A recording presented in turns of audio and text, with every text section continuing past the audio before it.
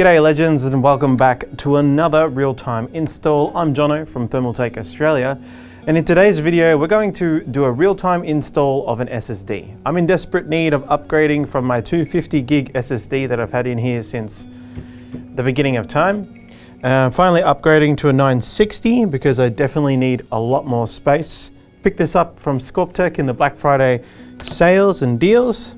Awesome thing, I think it was below $100. So this is basically a video for you guys if you have an older hard drive with an OS already on there, or you do have a small SSD like I do and you finally want to upgrade to something bigger, then this is a video for you. So without further ado, we'll get stuck into it. So what you're going to need for this install is you're definitely going to want a Phillips head screwdriver. This is just to get your hard drive or your SSD off the mount that it's probably located on and installed on. I'm going to need scissors to open this bad boy up, but you might want some side cutters or something because it could be cable tied in, and in order to remove it you'll probably want to cut some cable ties. You're going to need a brand new, I'm speaking very Australian, you're going to need a new hard drive or an SSD in this case, or an M.2, but that's a different type of install. And then if you're reinstalling an OS, then you're probably going to look to do Windows 10, and you can do that via using a 8 gig or higher USB. It doesn't matter if it's 2.0, 3.0. You can download the Windows 10 install tool onto a USB like this, and then at the end, after you've installed it, plug it in, follow the prompts, and you'll be good to go. But that is about it. I also have some cables here, and these are basically to show you what you're looking for in the case and just to help illustrate my point. So we'll start off by moving the case. So this is my personal rig that I use at home, and I've been producing videos and editing photos on, and I'm going to show you guys today. Actually, you know what? I'm going to take this off so I don't damage it. Lay this on its side. Now you can see my terrible cable management, but I have no shame, so it doesn't really worry me. Yeah, that's a telltale sign of what's underneath. And here is the rat's nest. So for a lowdown of what I've got, I've actually got two traditional 3.5-inch hard drives in here. I have an ITX board, and I know this is an MATX case, but I did have an ITX case a while back, but I upgraded just because I like the change of things. But I've got two normal hard drives in here, and I have two SSDs in here, and I have one M.2 in here as well. We're going to be changing out this SSD here. This has my OS on it. It's only 250 gig. And so it's enough to house the OS and a few programs, but that's about it. So what we're going to do is we do need to unplug the cables first.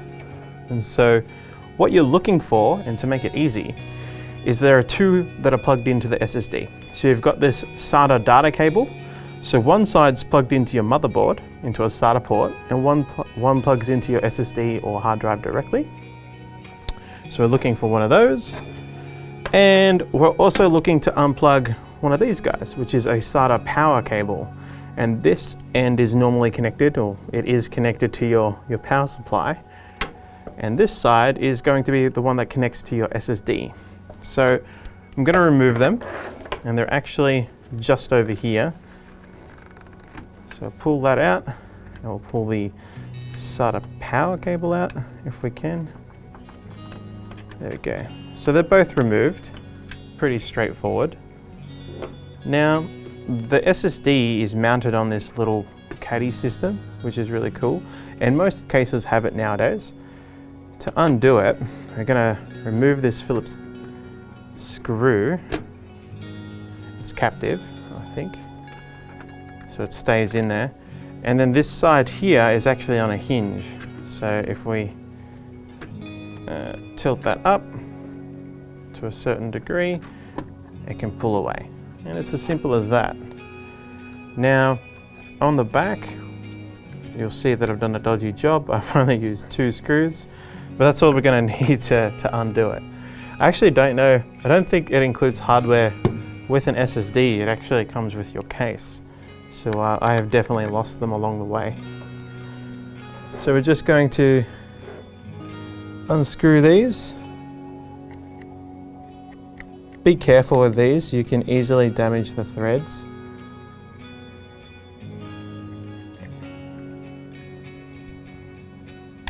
Cool, drop that down there.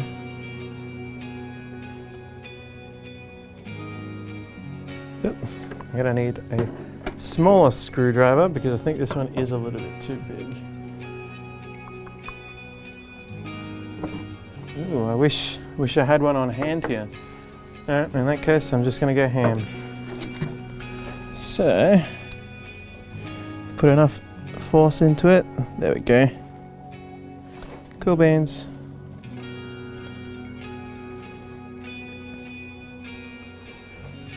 Drop that guy off there. There we go. It's done. HyperX 240 gig. Back when SSDs first released, they generally were only 60, 120 and 240. And then they introduced the 500 gig, which was quite elusive at the time. It was like, ooh, 500 gig. Now you can get 2 terabyte and whatever. And you generally don't find many 120s or 60s for that matter, and 250s or 240s will slowly be phased out anyway. Well, let's open this guy up. So this is a Seagate Barracuda. I've never used one of these before, and I don't know if they're like newish, but yeah, very keen to try it because I do use their traditional hard drives quite a lot. I put them in my NASs and I put them as my working drives, or I guess archive drives.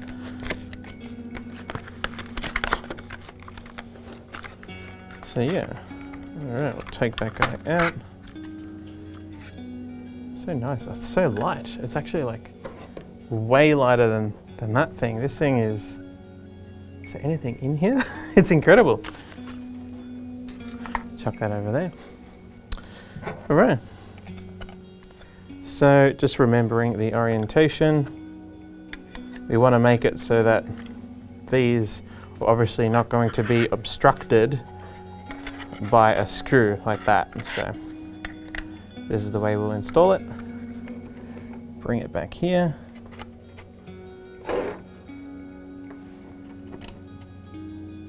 Whoop.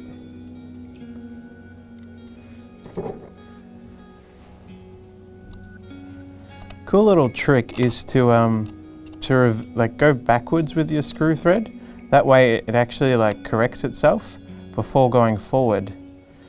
It's a good way if threads are pretty delicate to make sure that you don't thread your screw or thread, you know, the thread.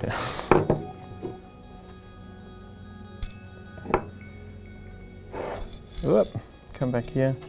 It is magnetic, I should probably use that.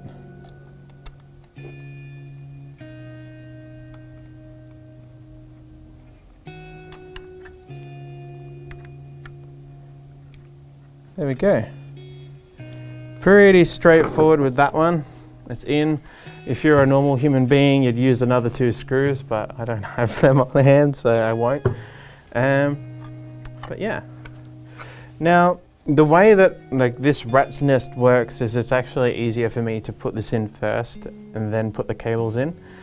But you know, whatever works for you.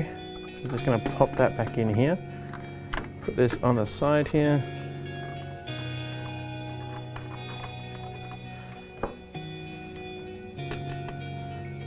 And screw that in. Now once again, we're looking for that SATA data cable, which is right here. Plugging that one into the case, or into the SSD, sorry. You'll hear it click, that's how you know it's in. And now we're looking for the SATA data, or the power, sorry, which is right here. And the thing I should mention is, if you've never installed one of these before, there is only one way that they do both go in. Yeah, so we'll bring my camera in close.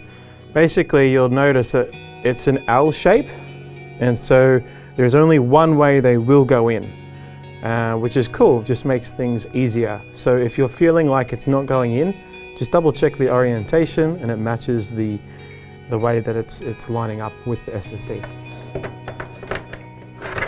Well, that's actually pretty much it. It's now installed there. You know, do some cable management if you want to. For me, I'm not going to worry about it. We're going to put this back on. And with enough force, it'll go back on. This is definitely a do as I say and not as I do kind of thing.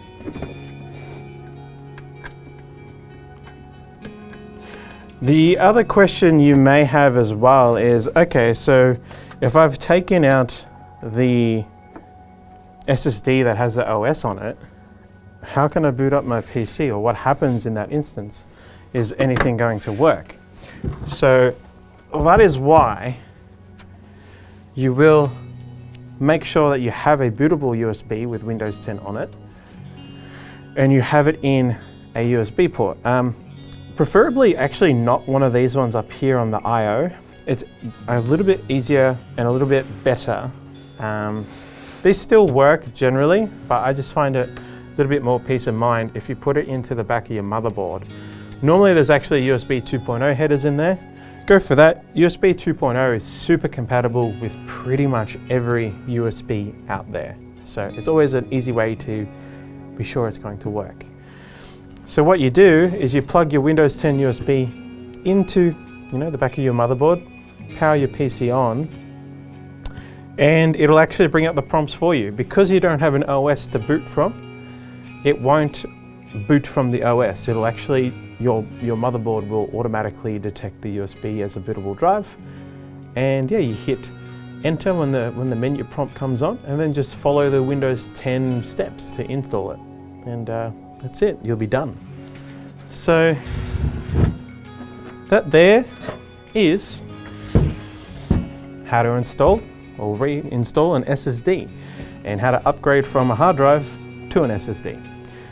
So that's about it for this real-time install. If you'd like to see any more real-time installs, we do have a playlist which you can view at the end of this video. Other than that, thank you so much for watching. I hope you've learned something today. If you have any suggestions on installs and real times that you'd like to see, then feel free to drop them in the comments down below. We make sure we read them and get back to your comments all the time. Other than that, I will see you sometime in the future. Bye-bye. I think that's it. Cool, man.